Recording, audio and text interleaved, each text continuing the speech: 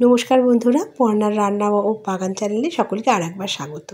আজ বানিয়েছি গন্ধরাজ খিচুড়ি এবং সেটা প্রেসার কুকারে। কীভাবে বানাবো চলুন দেখি।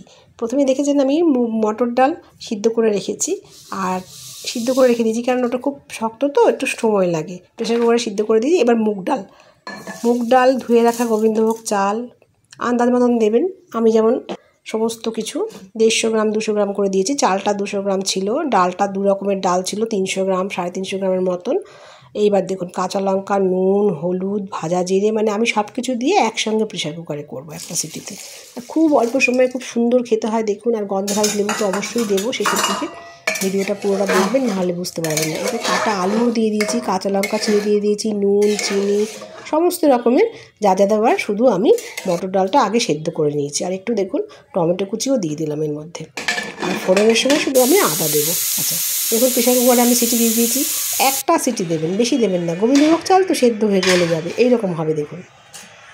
সমস্ত আমার পুরোটা সেদ্ধ হয়ে গেছে, দেখুন কী সুন্দর সেদ্ধ হয়ে গেছে। লাগলে একটু গরম জল অ্যাড করে দেবেন, আমি যেমন দেবো একটু পরে, নাহলে ঘন হয়ে যাবে, ঠান্ডা হয়ে গেলে। দেখুন আলুগুলোও সুন্দর সেদ্ধ হয়েছে। এইবার আমি এটাতে ফোড়ন দেবো। আর এই খিচুড়ির সাথে বেগুনি আছে, কীভাবে ভাজবো দেখবেন, মুচমুচে বেগুন। আচ্ছা আমি একটা ছোট্ট তাওয়া বসিয়েছি, তাতে দেখুন জিরে ফোড়ন, তেজপাতা, কাঁচা লঙ্কা আর আদা, ব্যাস এইটুকুই মশলা দেবো, আর কিছু দেবো না। খুব হালকা, নাহলে পরে গন্ধরাজের টেস্টটা আপনি বুঝতে পারবেন না। শেষে আমি গন্ধরাজ লেবুটা দেবো, আগে দেবো না, আগে দিলে তেতো হয়ে যাবে। ফোড়নটা আমি অ্যাড করে দিলাম। এবার দেখুন মিশিয়ে দিচ্ছি ফোড়নটা। এই ফোড়নের বাটিটা ধুয়ে একটুখানি জল আমি আরেকটু দিয়ে দেবো। ফোড়নের বাটিটা এই যে ধুয়ে জলটা দিয়ে দিলাম। এবার আমি আরেকটু ফুটিয়ে নেবো গ্যাসে বসিয়ে। আমার রান্নাটা দেখবেন, ভালো করে ফলো করবেন ফেসবুক থেকে, আর সাবস্ক্রাইব করবেন, লাইক কমেন্ট আর সাবস্ক্রাইব করবেন। ফেসবুক থেকে দেখলে পেজটা ফলো করবেন। দেখুন আমি আরেকটু ভাজা জিরে গরম মশলা দিয়ে দিলাম এর মধ্যে, দিয়ে দিলাম। সুন্দর একটা গন্ধ আসবে। এইভাবে করে খেয়ে দেখবেন, খুব তাড়াতাড়ি হয়, খেতেও খুব ভালো লাগে। শুধু মটর ডালটা আগে সেদ্ধ করে রাখবেন। দেখুন এইবার আমি গন্ধরাজ লেবুটা কী করছি, এই জাস্ট ভেতরে দিয়ে দেবো আস্তে করে। এবার আমি ঢাকনাটা বন্ধ করে দেবো। 5 মিনিট 10 মিনিট ঢাকনাটা বন্ধ করে রেখে দেবো। একটা স্মেল আসবে, যেই ঢাকনাটা খুললাম না, একটা সুন্দর গন্ধ আমি নিজেই পেলাম, আপনারাও পাবেন। খুব ভালো লাগে খেতে। লেবুটাকে আমি তুলে সাইডে রেখে দেবো, কারণ লাগলে পরে সে চিপে নিতে পারেন। আমি তুলে রাখছি সাইডে। এইবার দেখুন আমি বেগুনি করার জন্য একটাখানে বেসনের ব্যাটার গুলে নিয়েছি। আর একটা কথা বলছি, একটা সিক্রেট বলছি, বেসনের মধ্যে না এই ভাজার জন্য যে গরম তেলটা দিয়েছি বেগুনি, সেই তেলটা একটু মিশিয়ে দেবেন, তাহলে দেখবেন খুব মুচমুচে হবে। এই তেলটা দেওয়ার জন্য এরকমভাবে ভাজবেন, বেগুনি খুব ভালো হয়। আমি একটুখানি তেল দিয়ে দিলাম এর মধ্যে, এই ভাজা গরম তেলটা।